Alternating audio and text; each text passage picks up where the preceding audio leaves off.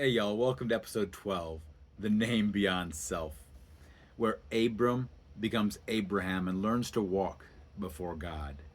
Genesis 17. There's moments in life where you can feel that who you've been is no longer enough for where your soul's trying to go. The world around you may look the same, but internally, something begins to widen. That identity that you built around survival and certainty and pain and control starts feeling too small for that deeper life that's unfolding within you. Most people spend years becoming who they needed to be just to survive. But eventually, life may ask something more. It asks whether you're willing to move beyond that old self and allow something greater to breathe through you. And that's the threshold that Abram reaches in Genesis 17. It's not just a story about God giving Abram a new name. This is a story about human identity expanding through direct relationship with the divine presence that's moving through creation itself. Genesis 17 begins with Abram at 99 years old, when God appears to him as El Shaddai. And that's an ancient phrase that carries more than simple power. It evokes a sustaining presence, a creative force, and the living source behind life itself. And we lose those in translation. So this encounter doesn't feel distant or cold. It feels intimate, as though Abram is standing before the sacred breath that's moving through existence itself. And God says, "Walk before me and be whole." The Hebrew word is tamim, and it doesn't simply mean perfect.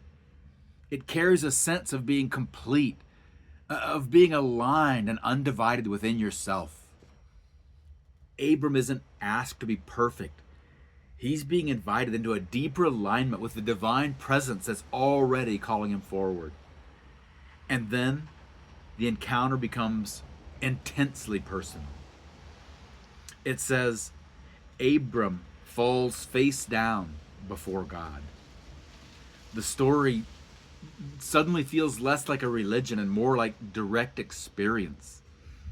Abram is overwhelmed by something that's larger than certainty, larger than language, and larger than the identity that he's carried his entire life.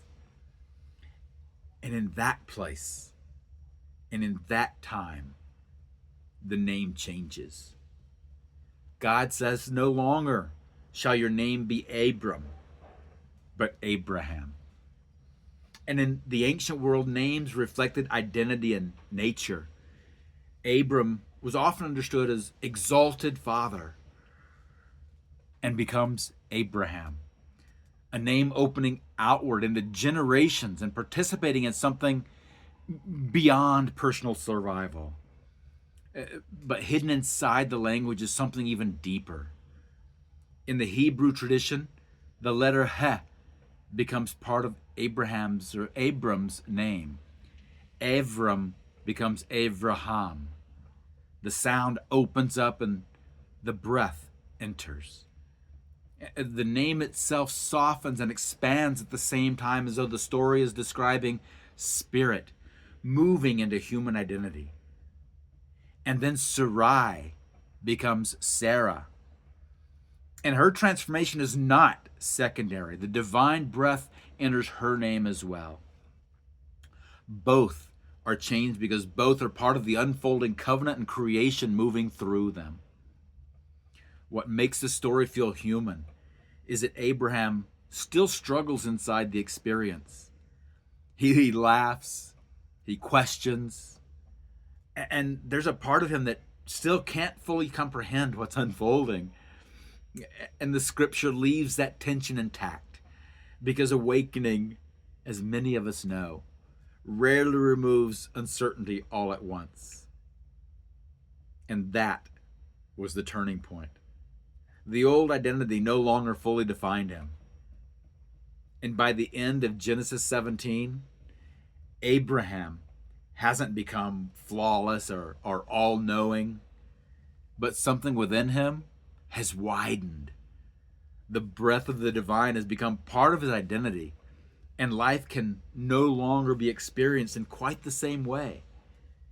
This matters because a lot of people today spend their lives trapped inside identities that are built from fear, from pain and survival, and from limitation, without realizing those identities were never meant to contain the fullness of who we are. This story shows how transformation often begins when something sacred starts breathing through the self, instead of the self trying to control everything alone. Abraham's life changes because his relationship with the divine changes first. That outer promise has not fully appeared, but inwardly, he's already become someone new. This was never just a story about a new name. This was a story about the moment a human being becomes open enough for divine breath to move through identity itself. Abram walked into the encounter carrying the limits of his old self. Abraham emerged carrying something wider, deeper, softer, and more alive. Not because all uncertainty disappeared, but because he allowed the sacred breath moving through creation to become part of who he was becoming.